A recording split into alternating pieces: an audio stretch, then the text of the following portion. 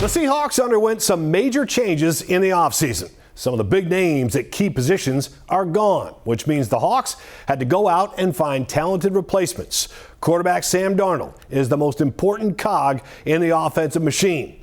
The Seahawks are Sam's fifth team in 8 years, but he looks at that as a positive.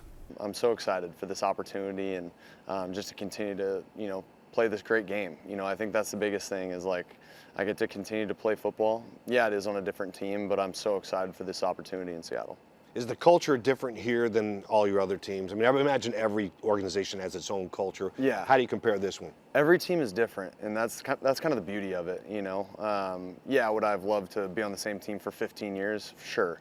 To be able to, meet different people and be in a different organization and understand kind of how different organizations run things and how different coaching staffs coach, I think is so powerful to be able to, understand that and see that and experience it. And so for me, just to be able to come in here and just be who I am, be myself, continue to make relationships with my teammates, the coaches, and everybody in the building, that's something that I always look forward to. How about something tangible that you like to bring to training camp? Like some guys bring pillows, some guys bring whatever, or alarm clocks. I'm definitely going to be bringing a pillow. I got to bring like a special Tempur-Pedic pillow. It can't be, it's got to be the perfect amount of firm and soft. I got to be dialed there. I think I just play these sounds on my phone when I go to sleep, so it's not just dead quiet. I got to have some type of white noise or little things like that I like to have. Other than that, man, I'm not a video game guy. I'll probably be watching YouTube or TV shows on my phone or on my laptop, but other than that, man, nothing too tangible there. Yeah. So rest is super important to you. You got to get the right amount of sleep, 100%. Right amount of rest. Tell me about the Jesse Reese Foundation. That's something that you've been a part of. Why does it mean so much to you? Yeah, the Jesse Reese Foundation, also known as NEGU, Never Ever Give Up, is that acronym, and they're just trying to spread joy. It's a foundation built for spreading joy around to kids that are battling cancer. I actually met this kid, Cade Spinello, Super Cade as we like to call him, when I was in high school, and I've seen him grow up and just fight the good fight. He had a stroke when he was little. That kind of turned everything off on his left side of his body, on his right side. Just to see him continue to battle and really spread joy to other kids as well that are battling similar things to him. Something that I'm passionate about, and I love being able to help in any way that I can with NEGU, with the Jesse Reese Foundation, but also anybody that's willing to help in the community. Yeah, I imagine it keeps everything in your life. It gives you perspective for sure when you see the kids going through that. They see you come in. I'm sure it's a thrill for them. When you have met people and what you've done, and you grew up in the Los Angeles area, have you ever met celebrities or anything like that where it just kind of wowed you? I'm not sure. Maybe early in my career, I feel like I've been wowed by, some celebrities or, just being able to meet people where, a lot of people say don't meet your heroes because sometimes they'll let you down. You always think that they're bigger and they're actually normal people, but I enjoy that. I love, meeting, for example, I met Noah Kahan. I'm a big Noah Kahan fan. He's this artist, musician, writes great music, and me and my girlfriend have been to a couple of his shows, and to be able to meet him and see that he is just such a normal person and a good dude, that was a really cool moment for me. But I've had a lot of interactions with people now that I've been in the league for 8 years. Fortunately, being able to meet some people like that, and for the most part, it's always good interactions to be able to meet people. Yeah, I'm going to take one chance here. Does the Merlin Bird ID app mean anything to you? I feel like I should get a sponsorship off of this now. Tell me, what's your interest in that? Oh yeah, I love it. It's incredible. It's so funny because people were giving me, a lot of what for having the app and saying that I was into it. And at the same time, I got so many messages hey, what was that app you were talking about again? Hey, what? It's great because you'll just be sitting, for me, I get to sit in our backyard here in Seattle and hear the birds chirping, and I'm like, oh shoot, I wonder what that is. And so I just get to go on the app and it tells me exactly what bird it is. I'm not super into birds like that, but I do love just I hear a bird chirp and I'm like, oh, I wonder what kind of bird that is. Okay, so I'm not familiar with the app. So is it like Shazam where you just hit a button and Yeah. listens to it and tells you what See, it now is. you're gonna be on it. You're gonna me get and the everybody app. else that's listening and watching. Exactly. So that's pretty cool, man. You've Yeah. been doing that for a few years? No, I literally just found the app like a couple of years ago. My buddy sent it to me, and yeah, I'll just be sitting in my backyard either in Orange County or in Seattle, and if I'm bored, I'll just throw it on, and I don't know, it's pretty cool. And your girlfriend is well aware of, like, now is she getting into it as well? It's funny. So she gave me, a lot of crap for it as well at first. Now she'll hear a bird chirp and she'll be like, wait, can you pull out your app and see what bird that? I'm like, see, now you're into it. I'm telling you, like, people will give you, crap for it, and then all of a sudden they're getting the app themselves. So That's a good one to end on, man. Yeah. Well, thanks a lot for being candid about it. of course. For head coach Mike McDonald, this was his first offseason as a father. He opened up about that topic and a few others. But first and foremost, we talked football and the 100% turnout of his players during voluntary workouts. Not surprised in a good way, a little bit surprised that, the guys had such quick buy-in.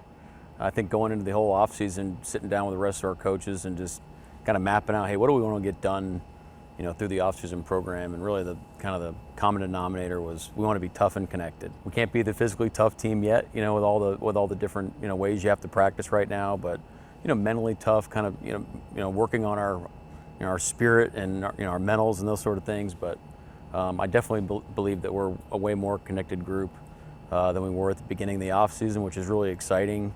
I think you feel the spirit from the guys. That, hey, it's time for a break a little bit, but they're also excited to come back and get this thing kicked off in training camp.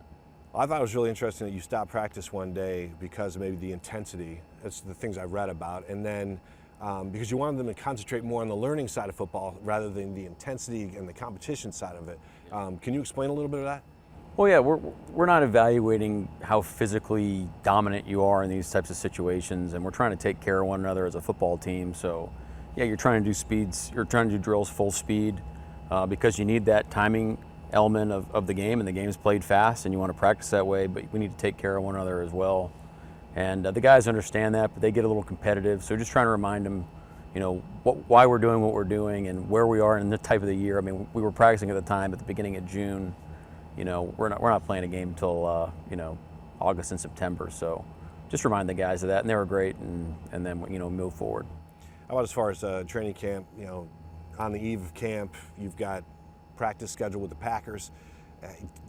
How do you like that? Like, what is the benefit of training with another team for a couple of days? Well, the science shows that you have to expose your guys to rigorous and intense competition throughout camp in order to prevent the most injuries once you get in season. So there's a balance of, how do you toe the line? How do you kind of chase that edge of, hey, intensity, workload, let's get the reps that we need, but also let's take care of our team, get them primed, ready, so we can start the season the best way. So that's the goal behind the whole thing. If you do it, in my experience, in a joint practice, it's a little bit more controlled. You're in control of the periods, how many reps, all those things. If you have a great partner like Matt LaFleur and the Packers, which we're really excited about, we have an opportunity to really take advantage of it and help our football team. And then, we'll get our starters some reps in the preseason as well, because, those true game reps are really valuable. And, the mixture will change from year to year, but that'll be our general philosophy moving forward. And sometimes when you practice with other teams, the intensity level raises. You're getting different looks from different guys that you'll be seeing during the season sometimes. But I like the rule you had last year with the Titans practice, is basically if you fight, you're going to play. Is that still in place? Because the veterans do not want to play these preseason games that much. In my experience, the second day of practicing is where tempers tend to flare, because guys go back, they watch the tape, maybe they felt like they lost a rep against a certain person, I got to go get the guy back, or that was a cheap shot on our guy, so now we're going to go get him next. It's like, let's eliminate that. Let's practice one day. Let's get great work in. Let's move forward. Let's not fight. It puts people in danger. We don't want to do that. That's not. We're trying to win a championship. We're not trying to win backyard brawls. So, and our guys, they'll be great. They were great last year. But you get a message the right way, and it'll be a great experience. It seems like the take from a lot of the players is they enjoy it, because it does break things up. They get to see other receivers, say DBs get to see other receivers making their moves and things like that they're not used to seeing, so it helps them. How about as far as off the field now? This was your first full off season as a father. How are things with, what did you enjoy most about being with Jack? Well, it's a little slower this time around. You know, we're settled in our house, and Jack was obviously born back in December, so trying to get him to sleep through the night and give him a general routine. But it's been awesome just to see him grow. There's been trying times, you know, where you're like, you know, I joked with the team one day. I was like, my kid hates me right now. He keeps crying every time I hold him, and he only wants his mom, so I have to like earn his respect. I have to earn his love, kind of like how we're going to practice it and we're going to earn it, you know, here. But I don't know if that hit home with the guys, but it's been awesome. I mean, you try to remember, like, you keep thinking about what's next or what he's going to do next, but then you go, well, hey, like, let's remind ourselves that let's enjoy this time. We're never going to have this moment in time where he's, you know, 4 months, 5 months old, and you know, he's just about crawling now. So it'll be fun when he gets mobile. But for right now, it's cool to see a smile on his face, and yeah, it's definitely a blessing. A lot of rookies come in, they say, I can't believe this about being in the NFL and this about, as an NFL head coach, going through that first full year, was there anything that surprised you? Like, feels like you're a guy who needs more time.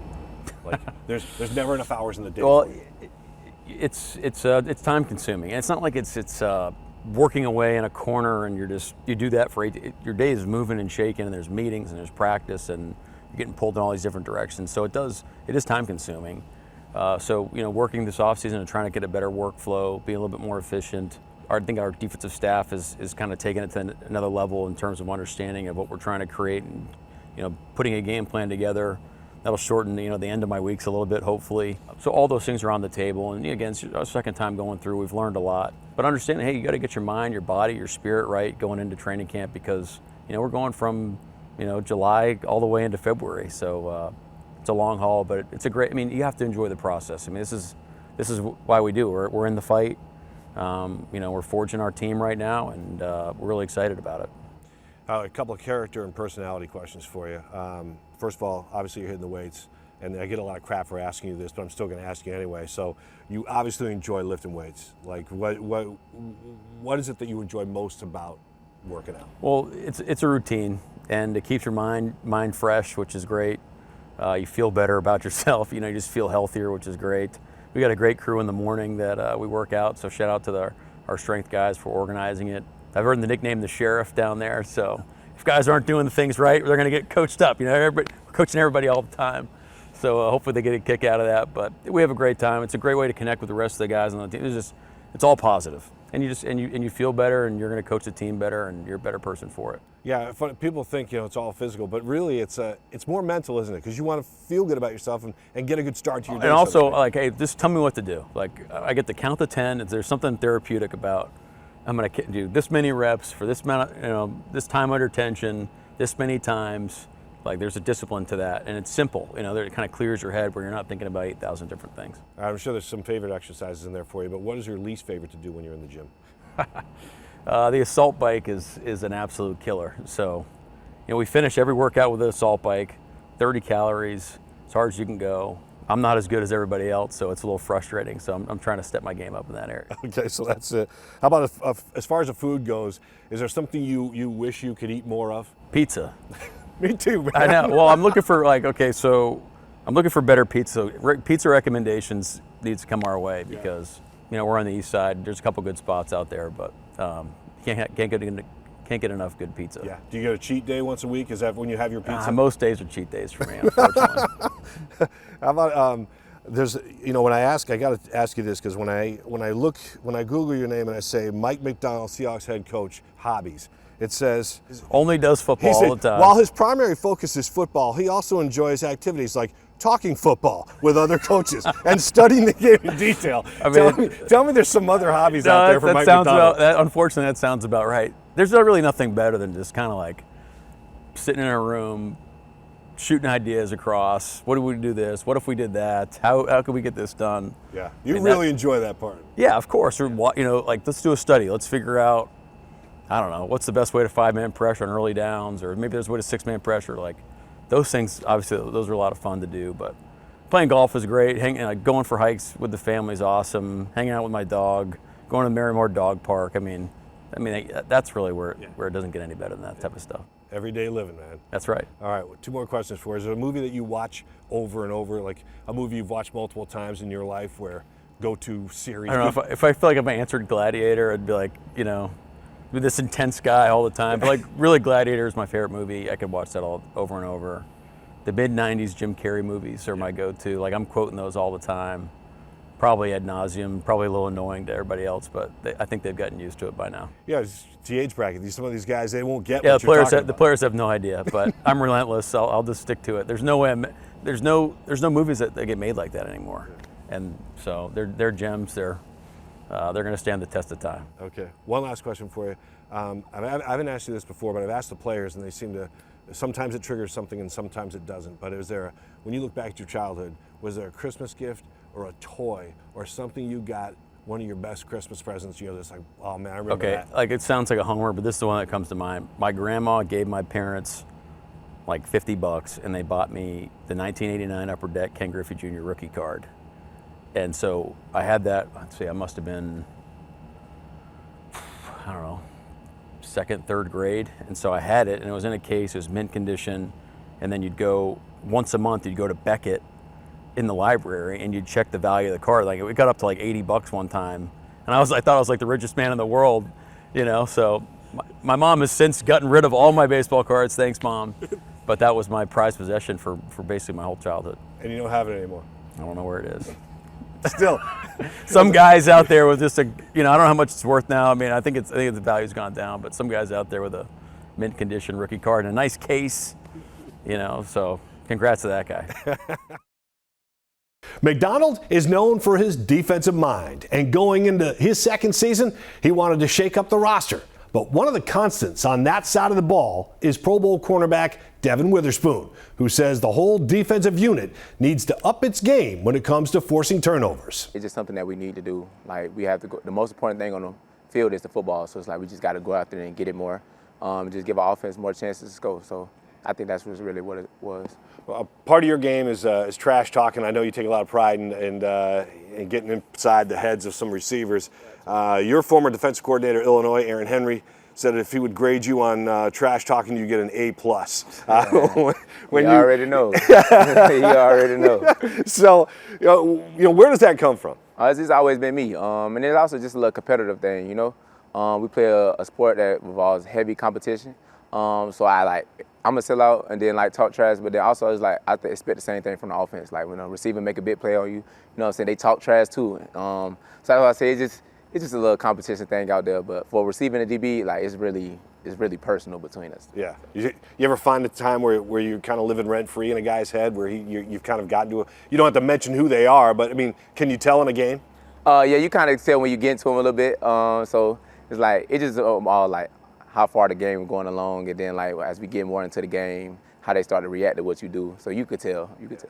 I saw something where I read something about you and Dick Butkus. You're the only two Illini who have made it to the Pro Bowl in the first 2 seasons in the NFL. When you're in that kind of company, that's kind of cool and I'm sure a prideful thing for you. But do you ever think about what similarities you might have with Dick Butkus back in the day, like the way you play the game? I don't think about it at all. He was him, and then I'm just me. So it's I don't really think about nothing like that. So I just try to play my game to the best of my ability. That's all it is. But it's still pretty cool, though, that to hear your name mentioned with his. Yeah, it's one of a kind for sure. Yeah, that's for sure. Let's talk a little about your football career. Like, you didn't start playing football until you were a junior in high school. Well, I didn't start back playing football until my junior year, but yeah. Yeah, but your mom kind of insisted you go out there. Can you tell me a little bit about that relationship with your mom and where how she pushed you? It's like I said, I played football in Little League. I had just stopped playing when I got to high school. So she just really wanted me to play football again because I was real good at football. So she kept pushing, just give me 1 year, just 1 year, just 1 year. I'm like, all right, Mom, just give you 1 year. And then the year I went out there is the year I got my first offer. After that season, I had got my first offer. So I'm like, I might as well just stick with it now because it's my chance to go to college, get away from home and just go and experience life. So I just ran with it. So you went out and played football as a junior, and then after that junior season, you got your first offer. Yeah, Troy University. What's your relationship like with your mom and that kind of thing? My mom, my everything, There's nothing I want to do for her. She did everything. She took care of me, my family, my siblings, and also my cousins and stuff like that. So it's my mom, everything to me. She the one we revolve around. And she helped keep all us together. So, well, I mean, here you are now. You're going in your third season. You got 2 Pro Bowls under your belt. played a lot of flag football down there in the Pro Bowl. Did you enjoy that? Yeah, that was fun though. Now that's fun. Yeah. I think that's gonna be dope. Yeah. So now with the Olympics becoming an Olympic sport in LA in 2028, what do you think about that? I think that's dope, bro. Like, it's gonna be actually a real competitive sport. Like, it get real competitive out there. For that to be an Olympic sport, I think that's gonna be real fun. Like, just another way to get a lot of more athletes out there. The ones who like not playing in the NFL, it's like those who good at flag football. Like, not only just men, but women as well. And I just think it's gonna be dope, man. I think that's gonna be one of the best Olympic games for a fact. Yeah, and the spots on that team super competitive because there's not many spots. There's not many spots, you know what I'm saying? So it's like you're gonna have to work real hard to get on that team. You were a big basketball player in your athletic career. Like, how did that help you become a good football player? Just the way, like, far as like playing defense, the way you can mirror someone on the basketball court, it's kind of similarities when you at corner, how you just mirror someone after they mirror the receiver after they release and stuff like that. And then just like the little things like help defense in basketball. Well, you got help in football. You got to play to your help, play to your leverage and stuff like that. And also just like camaraderie and like the teamwork away like you have to do on the basketball court. Well, as long as less people, that means every little mistake is a little bit more. Well, now in the football field, it's more people, but it's like every little mistake counts. You know, so it's like it's similarities in between the two sports. Do you still get to play? Like, do you? Yeah, I still shoot around though, but I don't get up and down the court like to go full speed. Like, I get up and down the court to get my wind, you know what I'm saying, the condition, but I'm not going too hard on the basketball court no more. Well, speaking of conditioning, did you do anything this offseason that's a little bit different to prepare for this upcoming season, or do you keep your training pretty much the same? I keep my training the same because I know it works, so I just stick with what it works. When you look back at a Christmas or a birthday, was there a toy or a bike or something that stands out that you were just like, man, that was the best Christmas ever, or that was my best birthday present ever? Anything stand out? It was a minute ago, but I think it was a year, me and my cousin, we all got ripsticks. Yeah. We called ripsticks. I had an Ed Hardy ripstick, and I was the only one with it in the neighborhood. So like that was one of them for sure. And then I think the year after that, I had got some rollerblade skates, and then we was playing hockey with it. Yeah. You know what I'm saying, in the street. So those are two I remember for sure. Yeah. Yeah. I would not picture you on rollerblades playing street hockey. That was a long time ago. Yeah. But yeah, though. That's cool. All right, one last question for you. You were a big part of the Seahawks schedule release. The action figure and that kind of those. Oh yeah. How was that, man? I mean, that was dope. I ain't gonna lie, that was one of the best things I probably ever did. Like to see I had a little action figure and to be on that commercial kind of thing. It was one of a kind feeling. So it was like that was pretty dope. That's like reliving a childhood moment right there. It seems like it. I mean, it seems like you were having fun. I saw some behind the scenes stuff where shots that didn't actually get in the commercial, but you saw an action figure yourself. How cool was that? That was dope, man. Yeah. It was crazy to see mine, but then everyone else's too. I'm like, yeah, that's fire. Did you get to keep it? Oh yeah, I got to keep it. So I'm still waiting on them to get it, but I'm keeping it though. I'm telling them that now. Were you happy with the final product? Or because I mean, you probably spent quite a bit of time shooting that thing. Yeah, it was dope. Yeah. The way they created it and put together, and then the way they created like the little cannon thing they had, like the signs behind it. It was dope. Man. Even something for your trash talking too with the sound speaker or whatever. It was crazy, bro. It was fire. I ain't gonna lie, that was fire. Did you get a lot of good feedback from your friends and family? Yeah, a lot of people, they were like, a lot of people were saying like they'll buy it too. So it was like, hey, that's crazy, bro. Like, I didn't think it was gonna go all that much, but it did. Yeah, man. It caught fire. Like everybody was loving it. Well, I appreciate your time, Devin. Thanks a lot, man. Appreciate y'all. Let's talk about safety Julian Love. He is the consummate pro. And after seeing all the changes the team made in the offseason, it reminded him football is a business. It was a mixed bag. Obviously, some of those guys, were close friends. But, it's all for the betterment of the team. I think I had some understanding behind Mike and John's decisions. And so I'm just excited for kind of this new revamped look of the Seahawks. Training camp is a mixed bag as well. You've got some guys that love it, some young guys probably really excited about it. I'm going to ask you what you like about training camp first. I think what I like most about training camp is just the locker room aspect of it. You're in the mix for weeks. That's all you're focused on is just football.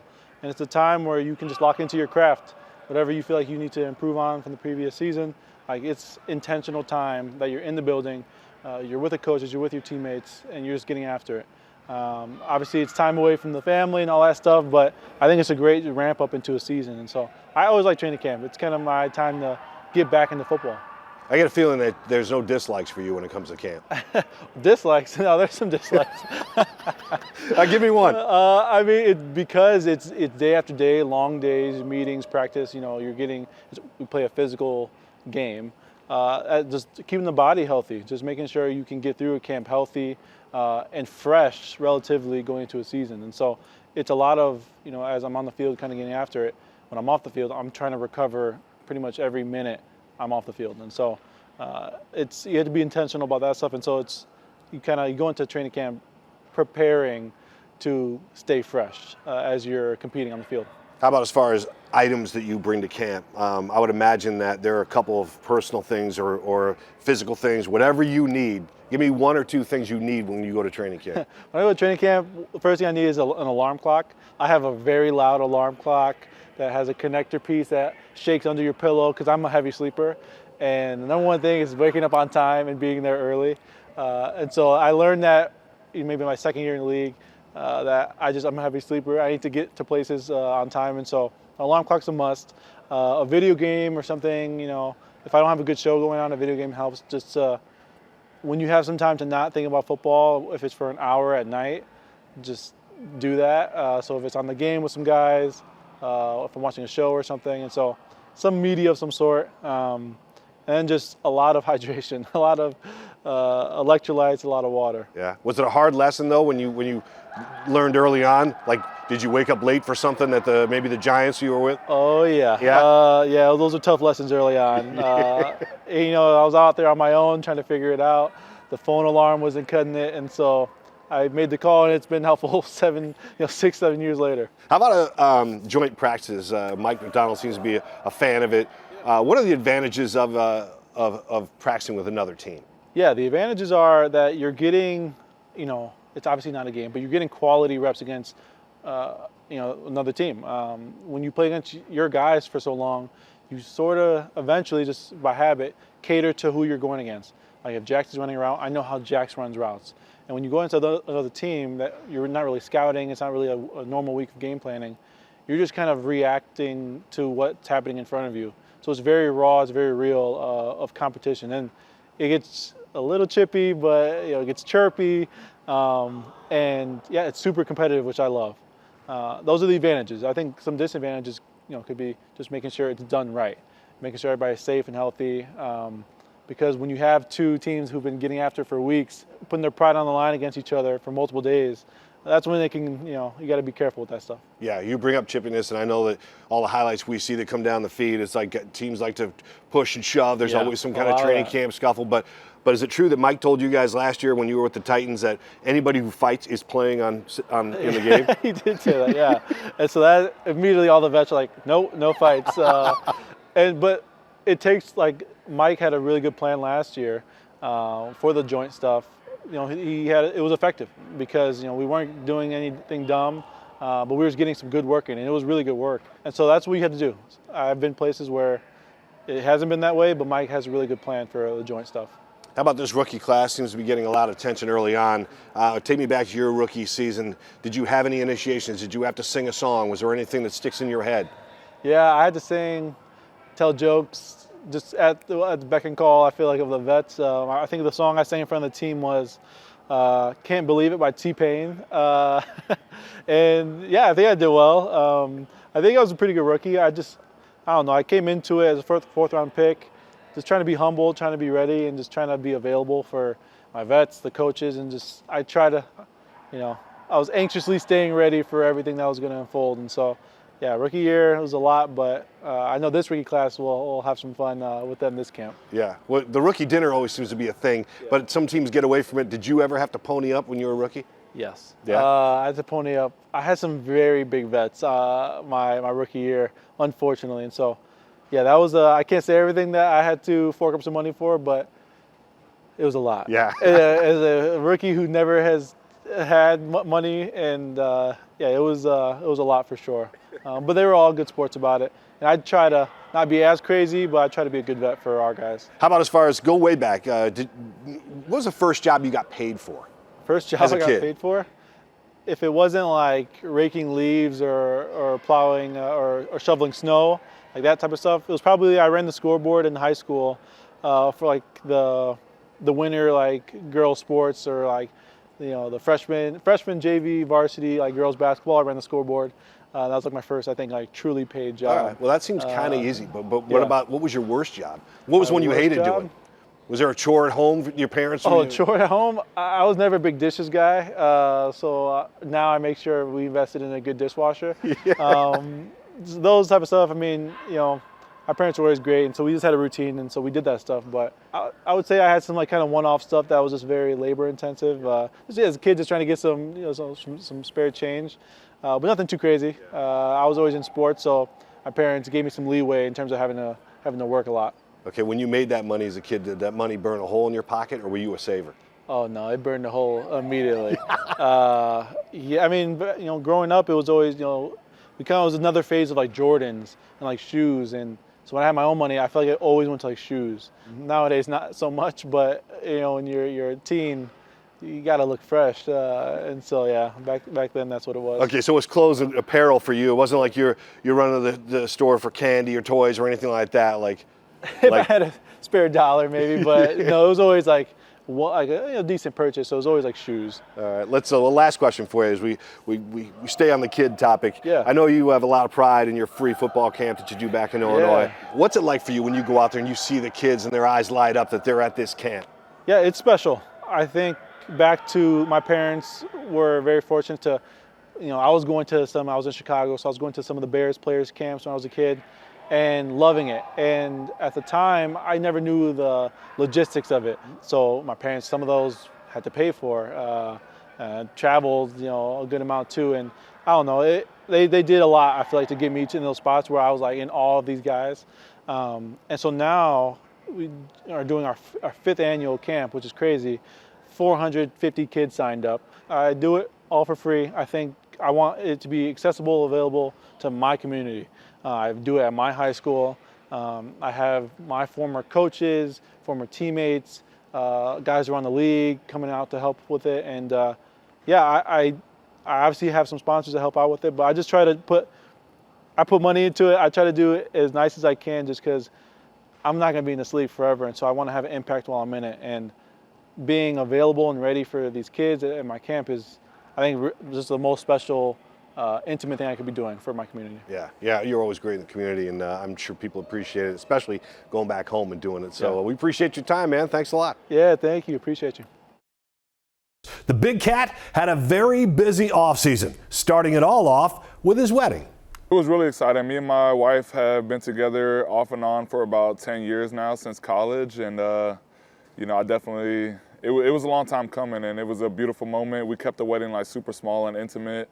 We had a destination wedding, so it was hard for people to like make it out there, and it was just a beautiful moment. Yeah, man. I looked you up on Town and Country magazine, and you've got this beautiful setup, and the clothes, and everybody's just everything was really dialed in. Beautiful setting. Was it your idea, Haley's idea? Whose idea was it to make this big production out of it? Yeah, it was a combination of us to want to do it in the Caribbean, just because my first time out of the country and our first time on a vacation together was in Jamaica. And we originally wanted to do it in Jamaica, but the hotel couldn't accommodate us during that time. I guess it was like around spring break time. And then we ended up traveling a little bit to like find where we wanted to go. We ended up doing it in Anguilla. And, we invited all of our close friends and family. And my wife is like such a planner that she kind of like did a lot of the production side of it. Like we had a team helping us and stuff like that, but I think like she's kind of like the forefront of it all, like kind of like lets them know what she wants. And we also had like stylists and all that type of stuff. So it was just, everything was like set the bar. Yeah. It was top notch. It was amazing. It was a beautiful spread. I have to ask you this though about Haley, like, because I'm curious. You've been together a long time, and at what point in this relationship, or was it early on, that you found out who her dad was? Oh yeah. I mean, when you found out her dad was Ronnie Lott, like, was that early or? Yeah, it was early. It was early in our relationship. I was going to USC when we first met, and she was going to LMU.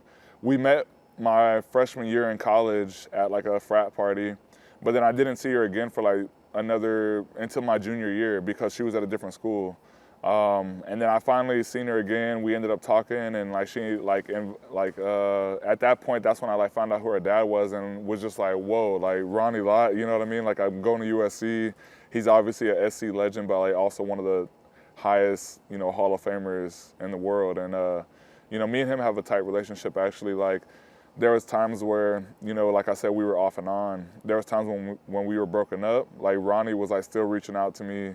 Like he would come to New York, and he invited me to dinner a few times, and he invited me to go see Troy Polamalu get inducted into the Hall of Fame, like College Hall of Fame, which was like really cool. And she didn't like that at the time, but now that we're back together, she appreciates it. Has he given you defensive? Have you ever gone to him for defensive tips and things like that? Yeah, everything, like football tips, just life tips. You know, he's been married for 30 plus years, so like he helps me on like the marriage side of things. He obviously knows his daughter pretty well, so whenever me and her are bumping heads or whatever, like he's like, hey, like, you know, do this, try this with her, you know. And he's a great guy. We've always had a great relationship. You know, I don't have the typical, you know, parents-in-law thing where they don't like them or anything like that. It's like, you know, we have a great relationship with their parent. Excuse me for fanboying out there, but I just think it's a really cool thing. Yeah. How about as far as you and social media? I see a lot of the cooking and things like that.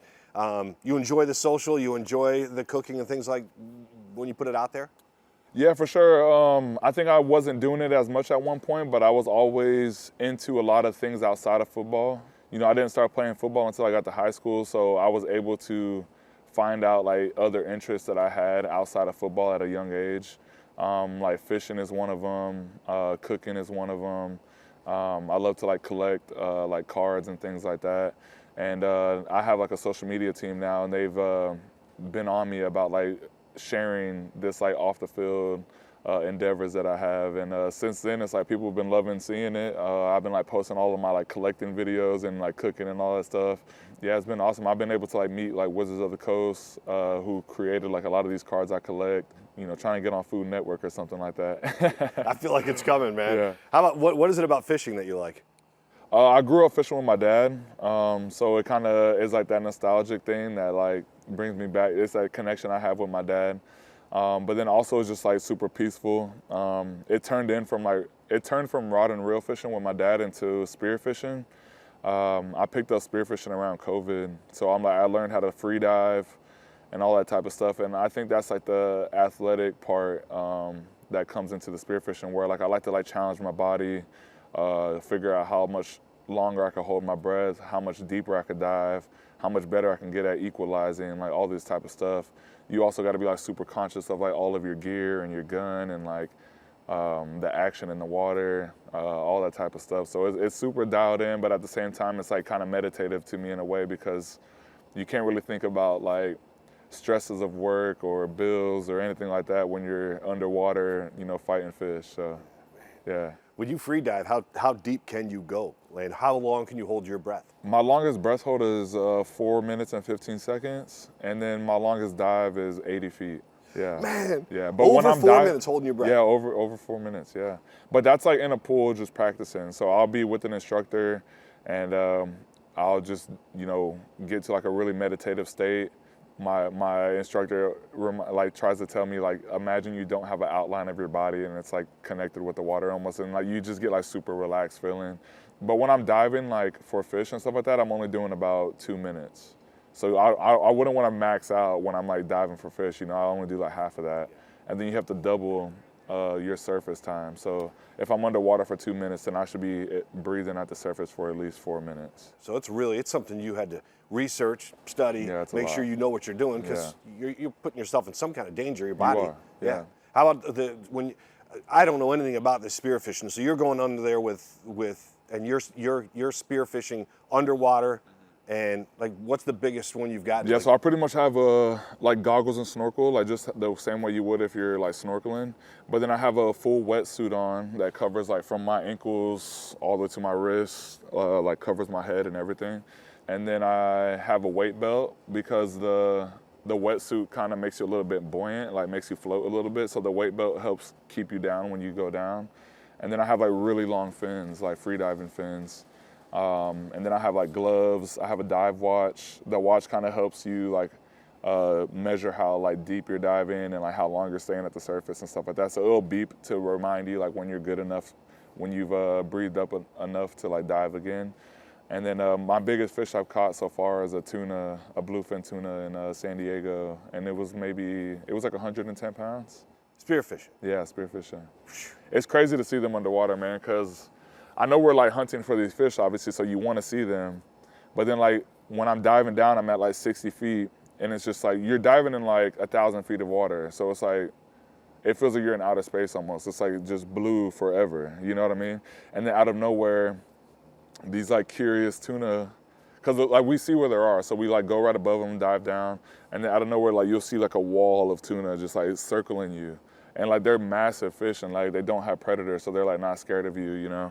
They're not interested in me and like they want to eat me or anything, but they still like get close enough because they're curious.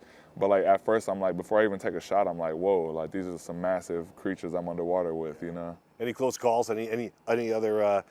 You know, when you're down, do you ever fear of anything else? I'm just going to ask you, sharks or anything like that? Yeah, for sure. I mean, I think that's another part of it is like you have to like be on your P's and Q's like all the time. Like if I ever get too comfortable and I'm not checking my six all the time and like not diving with a dive partner, you know, things can go wrong. And I've been around tons of sharks now, and I've learned to respect them and like not be afraid of them. But like when I first seen a shark, I like freaked out. Like I like came to the surface and was like, what the heck? Like get me out of here.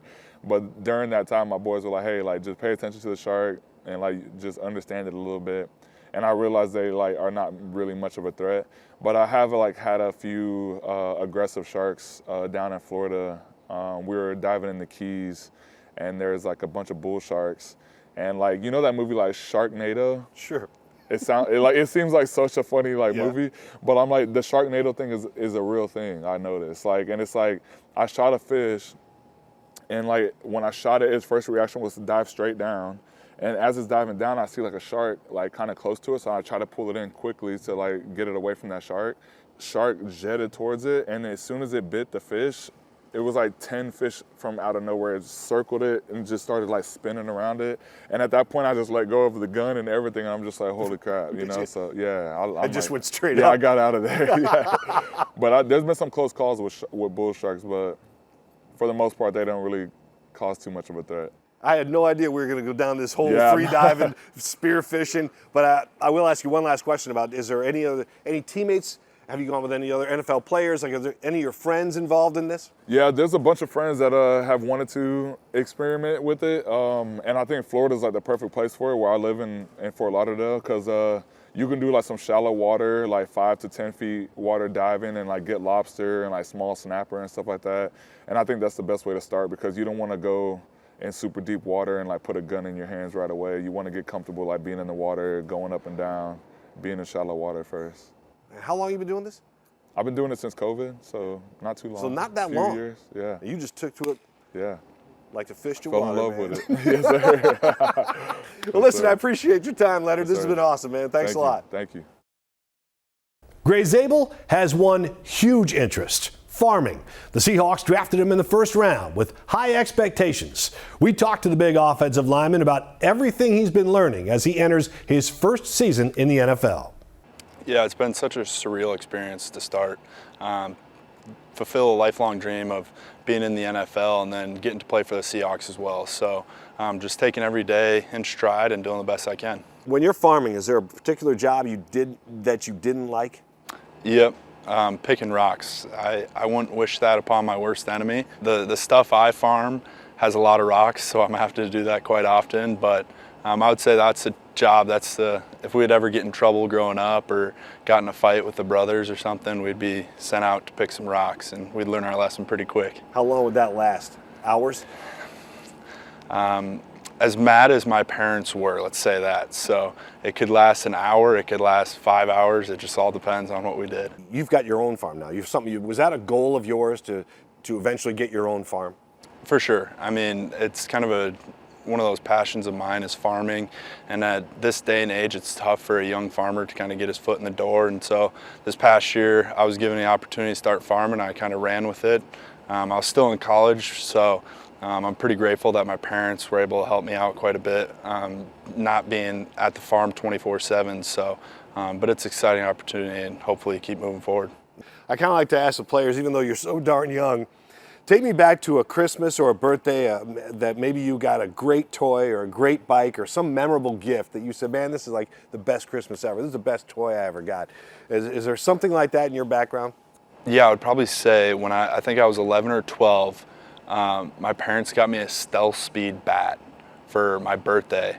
And that was like the coolest thing ever. And if you know anything about Stealth Speeds, they're like the greatest bat ever made. So I was so pumped up that I kind of got that for a birthday present. It's kind of one of those deals where if you get a new bat, you're kind of the hot commodity on the baseball team and stuff. Everyone wants to kind of use it. So I was able to get a Stealth Speed for my birthday one year, and it was like the best summer of my entire life. It was awesome.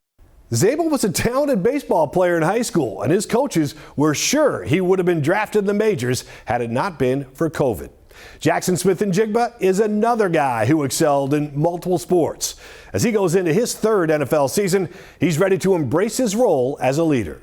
1,000%. It's a role that, I work every day, to be a leader and for, guys to follow. I want the team to know that I'm going to be ready when those moments that they need me. And talking to the receiver group, like they look at us for the big plays and for the intensity and to get guys going. Explosive plays comes through us. So during training camp, once I step on the field, I just want the team to know that, I'm ready, I'm playing fast, and I'm ready to make the big plays that we need. The toe tapping catches and the things like that, like, do you work on certain things? Is that part of your regimen as you train in the off season as well? Yes, sir. Coach Frisbee Jackson, every Friday we get some toe catches in, and just me being in love with the game and knowing the game, understanding my position and where I am on the field is a big part of my game. So anytime I get a chance just to make a play that people don't think I can get to, it always feels good. You're number 11. What's it mean to you? It's starting to mean more to me. I was actually given the number 11 sophomore year of high school, and it just stuck ever since. And now it's becoming a special number to me. But there's a lot of great players that wear 11. Kyrie Irving, I'm happy that he wears 11. I get to watch him in 11. Neymar, I know he's a big 11 guy. So there's a lot of guys that wear 11, and there's a lot of people that I look up to and watch film on, and that's all sports. Let's talk about your days at Ohio State. These guys win a national championship. Tell me about that feeling when you watch them win it. Man, I was super proud of those guys, I had a lot of teammates that I played with on that team, so just to see those guys finally get over that hump, I know it meant a lot to those guys, and it was great putting on my Buckeye gear, being able to gloat a little bit, and just happy for those guys. I know how hard they worked during the off season and how bad they wanted it and how much they were counted out. Did you get a chance to see them in person at all last year? I did. I went to the Oregon game. They lost, so that's why I didn't go to the national championship. I was just like, I'll just watch it from home now. High expectations for JSN this season, as well as the entire Seahawks team. And it all starts at Lumen Field Sunday, September 7th, the regular season opener against the 49ers. Thanks for joining us. I'm Paul Silvi.